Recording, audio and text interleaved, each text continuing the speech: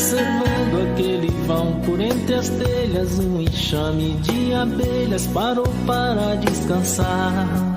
Me deu vontade de contar como é que eu faço quando me bate um cansaço e eu paro pra aliviar.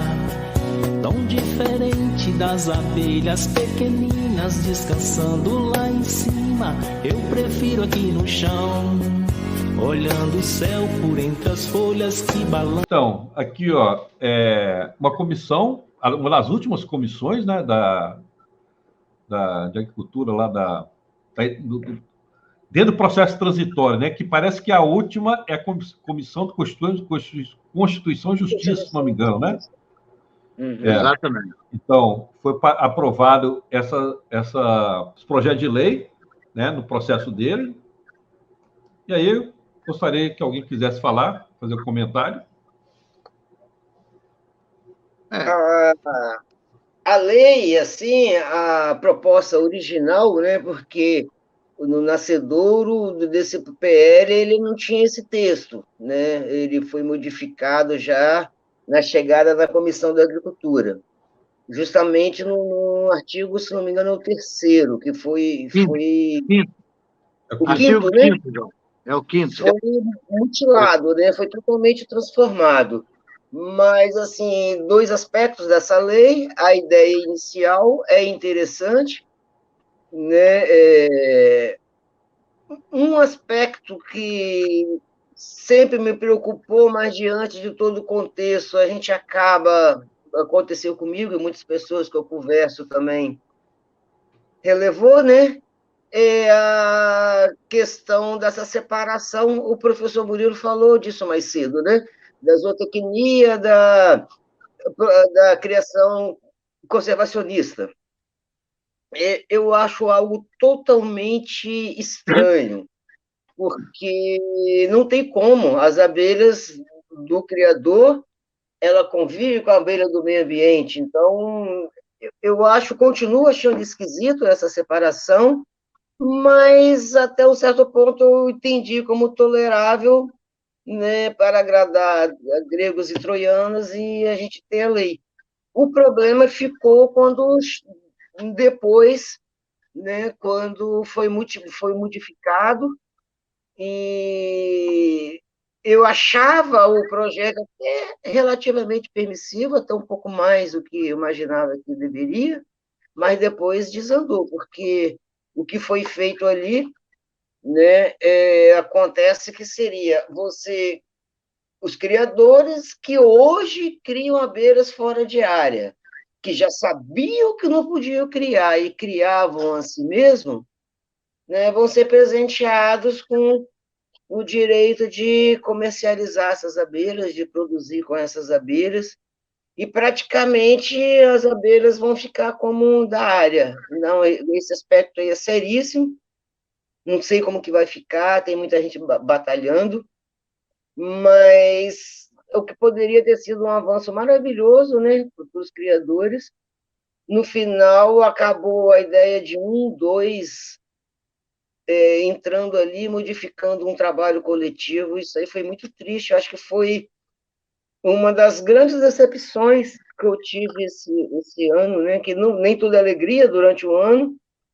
Essa questão de como foi tratado isso aí foi marcante no sentido negativo.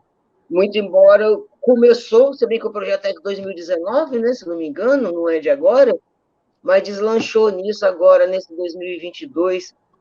Eu não sei se vai ter reverso, se tem conserto, ou se vai ficar assim mesmo.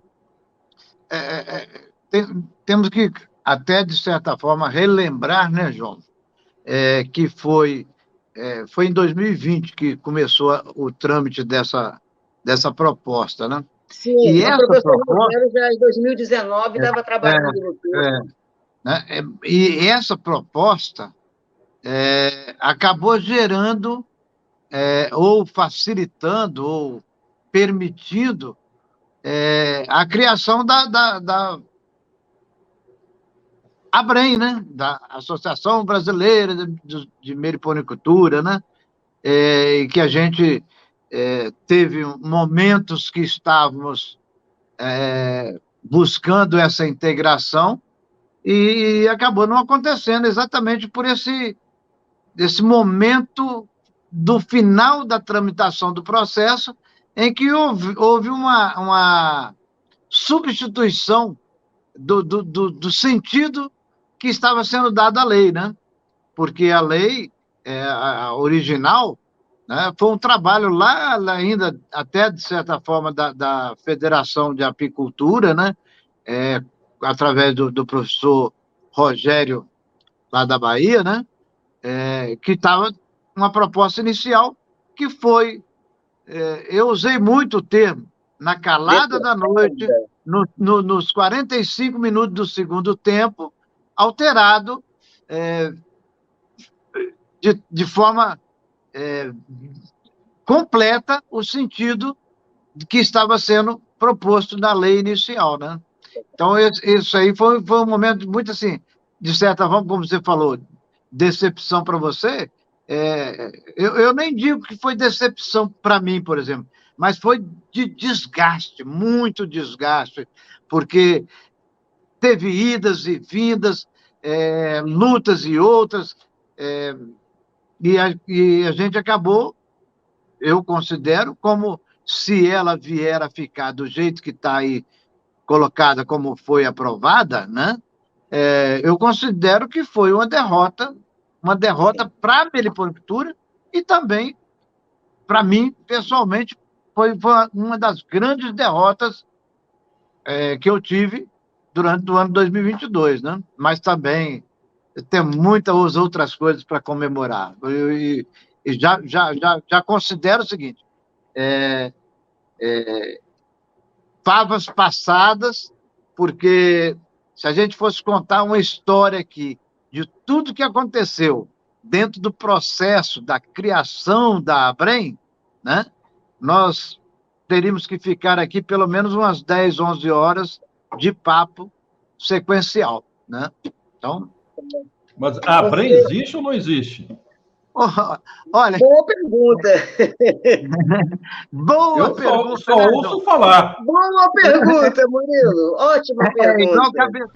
Observando aquele vão por entre as telhas, um enxame de abelhas parou para descansar.